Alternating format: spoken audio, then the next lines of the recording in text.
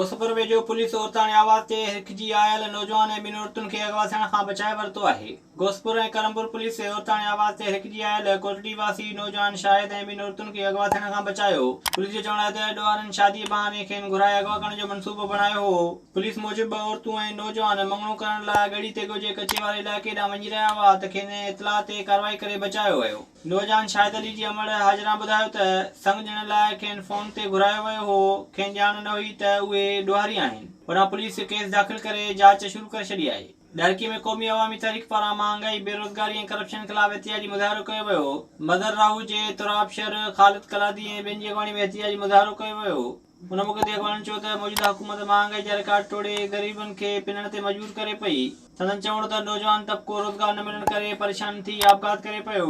अॻवाननि घुर कई त मुल्क मां महांगाई ऐं करप्शन जो ख़ात्मो आणण ऐं नौजवाननि खे रोज़गार फ़राहम कयो वञे। कोडीजी में हथियारबंद दुकान खे खाट हणी लखें रुपयनि जो सामान ऐं 2 लख रुपया रोक रक़म खणी विया। खैरपुर शुगर मिल भरिसां चोर एहसान राजाणी जे दुकान खे खाट हणी लखनि जो सामान ऐं 2,20,000 रुपयनि जो कैश चोरी करे आसानी सां फरार थी विया। इतलाह ते पुलिस चोरी वारे हंधि पहुची मामले जो जाइज़ो वरितो।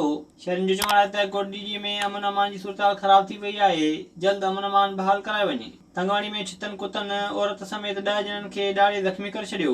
शहर ऐं भरपासे में छितन कुतन नबी बख्श बाजकाणी उमीद अली मलिक उमर जाफ़री अयाज़ अली ऐं मसमात शरीफ़ा समेत 10 ॼणनि खे ॾाढे विधो।